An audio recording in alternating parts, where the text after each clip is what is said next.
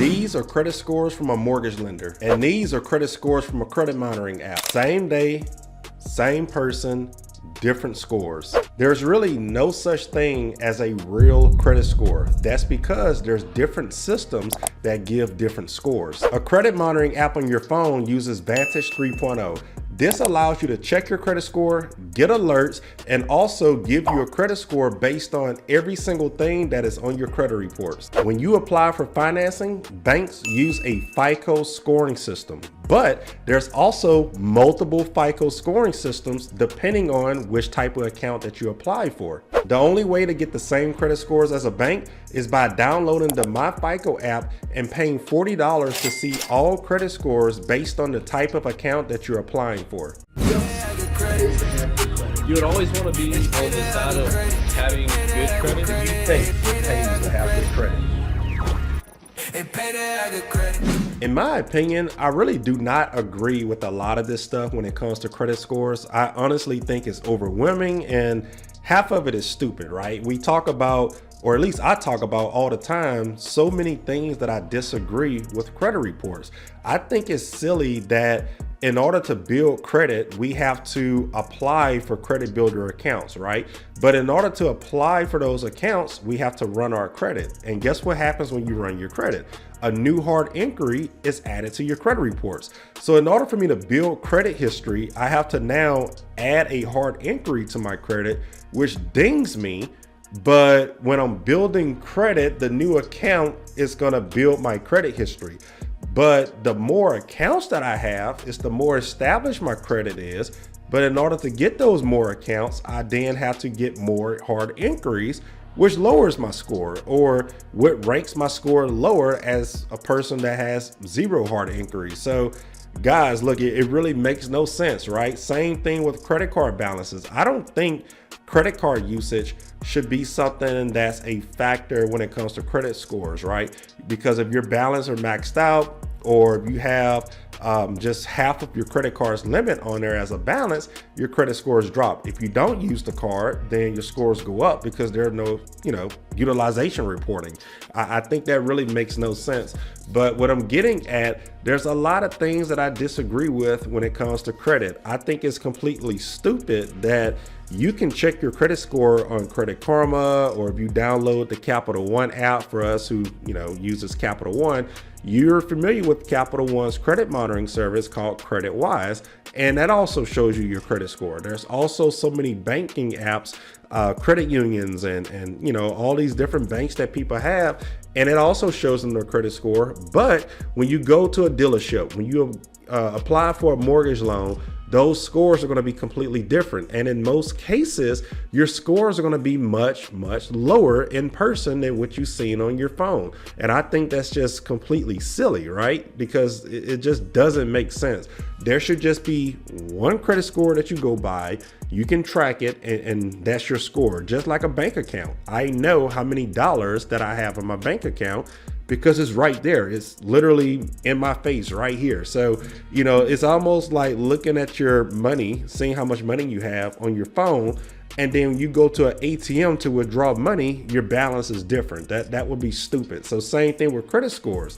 If I build my credit score to, let's just say if I have bad credit and I finally get to a 650, well, if I'm seeing 650, common sense tells me most mortgage lenders require a minimum of 620, 580, 640, whatever the case is. So if I'm seeing 650, that would be wasting the loan officer's time if I'm seeing 650, but in reality, it's a 570, right? So why would the system even be designed like this? So I get it. None of this stuff makes sense. Now, on the good side of things, why is there a reason that we have these scores for a credit monitoring service, but then we also have these scores, which are all over the place when it comes to applying for a mortgage? So let's compare something real quick, because I guess realistically, it is a good thing that I can find in this.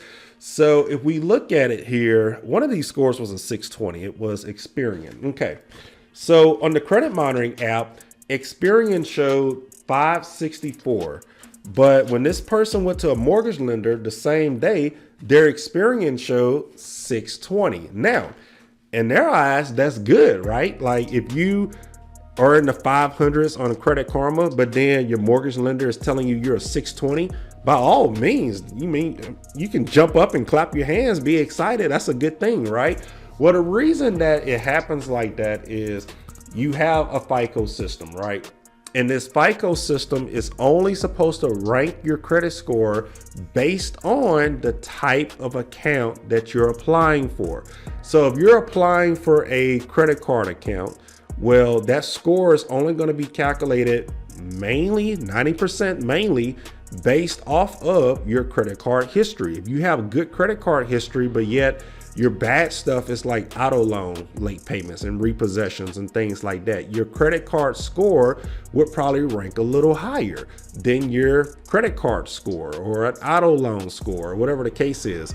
Or whatever, I may have said that backwards. But anyway, you get what I'm saying here. So that's what a FICO system is. It ranks your score based on the type of account that you're applying for. So I think I said that completely wrong. So I'm going to repeat that. So let's just say if Credit Karma is stating that I have a 650, right? And the only negative things on my credit reports are pretty much late payments on the auto account. But I go and apply for a credit card.